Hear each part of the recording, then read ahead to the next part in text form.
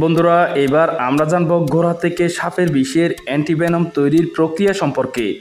একটা সময় বিষাক্ত সাপের কামড় মানেই ছিল নির্ঘাত মৃত্যু। তবে বিজ্ঞানের অগ্রগতির সাথে সাথে আবিষ্কৃত হয় অ্যান্টিভেনম। এরপর থেকেই সাপের কামড়ে মানুষের মৃত্যুহার অনেকাংশে কমে আসে। আর অ্যান্টিভেনমের প্রসঙ্গ উঠলে সবার আগে যার নাম আসে তিনি হলেন ফ্রান্সের ব্যাকটেরিয়া বিজ্ঞানী আলবার্ট ক্যালমেট। 1890 সালে তার আবিষ্কৃত পদ্ধতিতেই এখনও বিশ্বব্যাপী অ্যান্টিভেনম উৎপাদন করা হয়। অ্যান্টিভেনম তৈরির এই প্রক্রিয়াটি কয়েকটি ধাপে সম্পন্ন হয়। প্রথম ধাপে রয়েছে সাপের বিষ সংগ্রহ। যে সাপের বিষের অ্যান্টিভেনম তৈরি করতে হবে, প্রথমে সেই সাপের বিষ সংগ্রহ করা হয়। একটি পাত্রের মুখে কাগজ বা প্লাস্টিক আটকে সেখানে সাপের দাঁত ঢুকিয়ে দিলে ফোঁটায় ফোঁটায় সাপের বিষ ঝরে পড়ে। এভাবে একটি সাপ থেকে সপ্তাহে একবার বিষ সংগ্রহ করা যায়। অতীতে জংলি সাপ থেকে বিষ সংগ্রহ করা হলেও ব্যাপক চাহিদার কারণে বর্তমানে বিশ্বের অনেক দেশে বিষধর সাপ পালন করা হয়। দ্বিতীয় ধাপে রয়েছে ভেনম তথা বিষ ফ্রিজিং করা। এই পর্যায়ে সংগৃহীত বিষ -20°C তাপমাত্রায় জমিয়ে ফেলা হয়। এর ফলে বিষ থেকে জলীয় অংশ আলাদা হয়ে যাওয়ায় বিষটি গুঁড়ো পাউডারে রূপান্তরিত হয়। একটি সাপ থেকে খুব অল্প পরিমাণেই পাউডার পাওয়া যায়, তাই সাপের বিষের গুঁড়ো সোনার মতোই মূল্যবান। তৃতীয় ধাপ হল ঘোড়ার শরীরে সাপের বিষ প্রয়োগ।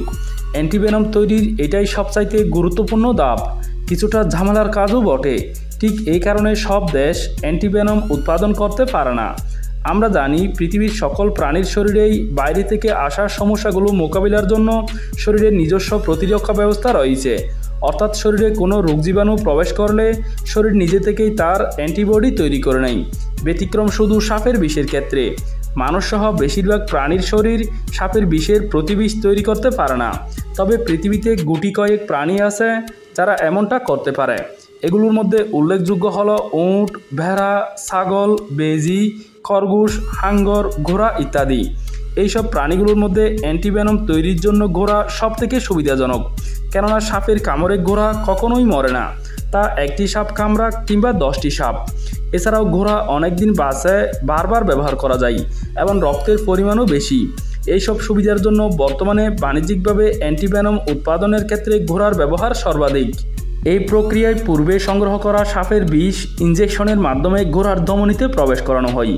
এতে ঘোড়া 3-4 দিন অসুস্থ থাকে। অসুস্থ থাকাকালীন সময়ে ঘোড়ার শরীরে অ্যান্টিভেনম উৎপাদন শুরু হয়ে যায়।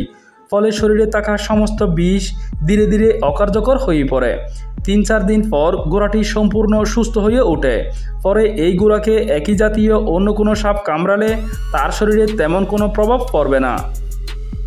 চতুর্থ ধাপে আছে ঘোড়ার রক্ত থেকে অ্যান্টিভেনম আলাদাকরণ।